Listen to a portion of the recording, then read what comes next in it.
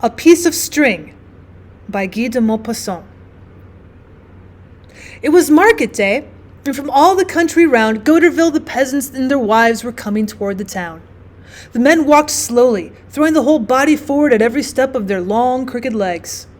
They were deformed from pushing the plow, which makes the left shoulder higher and bends their figures sideways, from reaping the grain when they have had to spread their legs so as to keep on their feet. Their starched blue blouses, glossy as though varnish, ornamented at collar and cuffs with a little embroidered design, and blown out around their bony bodies, looked very much like balloons about to soar, whence issued 2 arms and 2 feet. Some of these fellows dragged a cow or a calf at the end of the rope, and just behind the animal followed their wives, beating it over the back with a leaf-covered branch to hasten its pace, and carrying large baskets out of which protruded the heads of chickens or ducks. These women walked more quickly and energetically than the men, with their erect, dried-up figures adorned with scanty little shawls pinned over their flat bosoms, and their heads wrapped round with a white cloth, enclosing the hair and surmounted by a cap. Now a char-a-banc passed by, jogging along behind a nag and shaking up strangely the 2 men on the seat, and the woman at the bottom of the cart who held fast to its sides to lessen the hard jolting. In the marketplace at Goderville was a great crowd, mingled multitude of men and beasts, the horns of cattle, the high long-napped hats of the wealthy peasants, the headdresses of the women came to the surface of that sea, and the sharp, shrill barking voices made a continuous wild din, while above it occasionally rose a huge burst of laughter from the sturdy lungs of a merry peasant or a prolonged bellow from a cow tied fast to the wall of a house. It all smelled of the stable, of milk, of hay and of perspiration, giving off that half-human, half-animal odor which is peculiar to country folks. Maitre Houchecorne of Brodt had just arrived at Goderville, and was making his way towards the square when he perceived on the ground a little piece of string. Maitre Houchecorne, economical as are all true Normans, reflected that everything was worth picking up which could be of any use, and he stooped down, but painfully, because he suffered from rheumatism. He took the bit of thin string from the ground and was carefully preparing to roll it up, when he saw Maitre Mandelain, a harness maker, on his doorstep staring at him. They once had a quarrel about a halter, and they'd borne each other malice ever since. Maitre Houchecorne was overcome with a sort of shame at being seen by his enemy picking up a bit of string in the road. He quickly hid it beneath his blouse, and then slipped it into his breeches pocket, and then pretended to be still looking for something on the ground which he did not discover, and finally went off toward the marketplace, his head bent forward and his body almost doubled in 2 by rheumatic pains. He was at once lost in the crowd, which kept moving about slowly and noisily as it chaffered and bargained. The peasants examined the cows, went off, came back, always in doubt and fear of being cheated, never quite daring to decide, looking the seller square in the eye in the effort to discover the tricks of the man and the defect of the beast. The women, having placed their great baskets at their feet, had taken out the poultry, which lay upon the ground, their legs tied together with terrified eyes and scarlet combs. They listened to propositions, maintaining their prices in a decided manner with an impassive face, or perhaps deciding to accept the smaller price offered, suddenly calling out to the customer who was starting to go away, "All right, I'll let you have them, Mate Aunt May." Then little by little the square became empty, and when the Angelus struck midday, those who lived at the distance poured into the inns. At Jourdain's the great room was filled with eaters, just as the vast court was filled with vehicles of every sort, wagons, gigs, char-a-bancs, tilburys, innumerable vehicles which have no name, yellow with mud, misshapen, pieced together, raising their shafts to heaven like 2 arms, or it may be with their nose on the ground and their rear in the air. Just opposite to where the diners were at the table, at a huge fireplace with its bright flame, gave out a burning heat on the backs of those who sat on the right. 3 spits were turning, loaded with chickens, with pigeons, and with joints of mutton, and a delectable odor of roast meat and of gravy flowing over crisp brown skin arose from the hearth, kindled merriment, caused mouths to water. All the aristocracy of the plough were eating there at Maitre Jourdain's, the innkeepers, a dealer in horses also, and a sharp fellow who had made a great deal of money in his day. The dishes were passed round, were emptied, as were the jugs of yellow cider. Every one told of his affairs, of his purchases and his sales. They exchanged news about the crops. The weather was good for greens, but too wet for grain. Suddenly the drum began to beat in the courtyard before the house. Everyone except some of the most indifferent was on their feet at once and ran to the door, to the windows, their mouths full and napkins in their hand. When the public crier had finished his tattoo, he called forth in a jerky voice, pausing in the wrong places.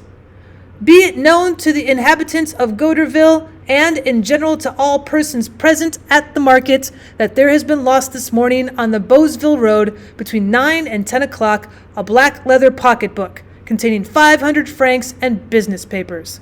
You are requested to return it to the mayor's office at once, or to Maître Fortune Holbrecht of Manville. There will be 20 francs reward. Then the man went away. They heard once more at a distance the dull beating of the drum and the faint voice of the crier. Then they all began to talk of this incident, reckoning up to the chances which Maître Holbrecht had of finding or of not finding his pocketbook again. The meal went on. They were finishing their coffee when the corporal of gendarmes appeared on the threshold. He asked, Is Maître Horchkorn of Brote here? Maître Horchkorn, seated at the other end of the table, answered, Here I am. Here I am. And he followed the corporal. The mayor was waiting for him seated in an armchair. He was the notary of the place, a tall, grave man of pompous speech. Maître Horchkorn, said he, this morning on the Beausville Road you were seen to pick up the pocketbook lost by Maître Holbrecht of Manville.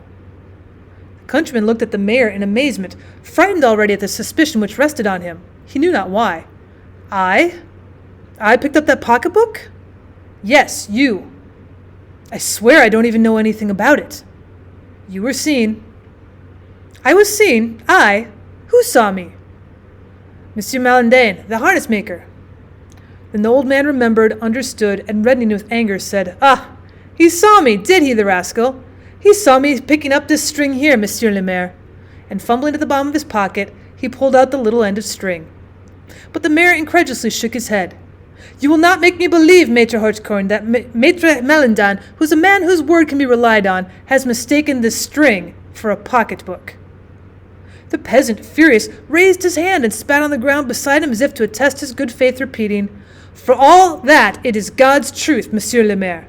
There, on my soul's salvation, I repeat it. The mayor continued. After you picked up the object in question, you even looked about for some time in the mud to see if a piece of money had not dropped out of it. The good man was choking with indignation and fear. How can they tell such lies as that to slander an honest man? How can they? His protestations were in vain. He was not believed. He was confronted with Monsieur Malandain, who repeated and sustained his testimony. They railed at one another for an hour. At his own request, Maître Horchkorn was searched. Nothing was found on him. At last the mayor, much perplexed, sent him away, warning him that he would inform the public prosecutor and ask for orders. The news had spread. When he left the mayor's office, the old man was surrounded, interrogated with a curiosity which was serious or mocking as the case might be, but into which no indignation entered. And he began to tell the story of the string. They did not believe him. They laughed. He passed on, buttonholed by every one, himself buttonholing his acquaintances, beginning over and over again his tale and his protestations, showing his pockets turned inside out to prove he had nothing in them. They said to him, You old rogue! He grew more and more angry, feverish, in despair at not being believed, and kept on telling his story. The night came. It was time to go home. He left with 3 of his neighbors, to whom he pointed out the place where he had picked up the string, and all the way he talked of his adventure.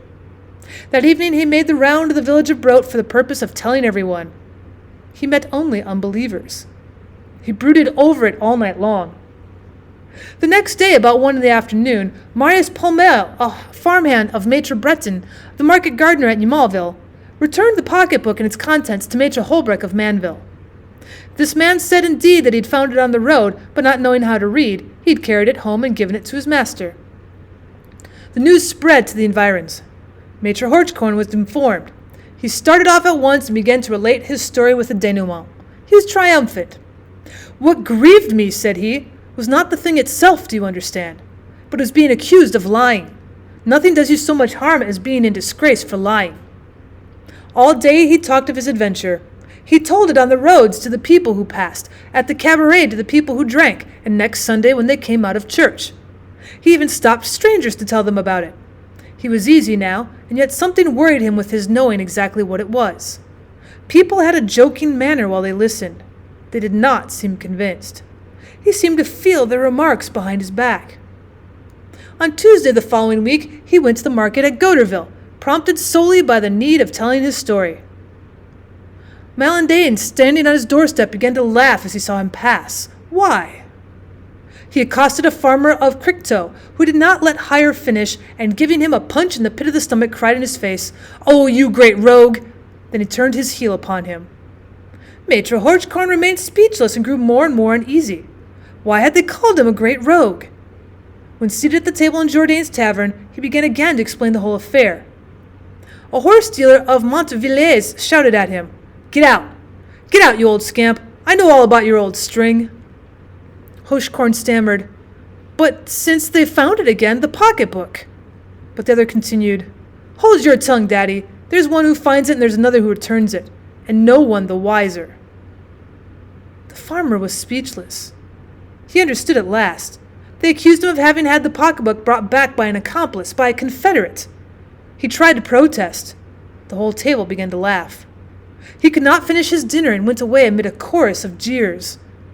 He went home indignant, choking with rage, with confusion, the more cast down since with his Norman craftiness he was, perhaps, capable of having done what they accused him of, and even boasting of it as a good trick. He was dimly conscious that it was impossible to prove his innocence, his craftiness being so well known. He felt himself struck to the heart by the injustice of the suspicion. He began anew to tell his tale, lengthening his recital every day, each day adding new proofs, more energetic declarations, and more sacred oaths which he thought of, which he prepared in his hours of solitude, for his mind was entirely occupied with the story of the string. The more he denied it, the more artful his arguments, the less he was believed. "Those are liars' proofs," they said behind his back. He felt this. It preyed upon him, and he exhausted himself in useless efforts. He was visibly wasting away. Jokers would make him tell the story of the piece of string to amuse them, just as you'd make a soldier who's been on a campaign tell his story of the battle. His mind kept growing weaker, and about the end of December, he took to his bed. He passed away in early January, and in the ravings of death agony, he protested his innocence, repeating, "A little bit of string, a little bit of string. See, here it is, Monsieur le Maire."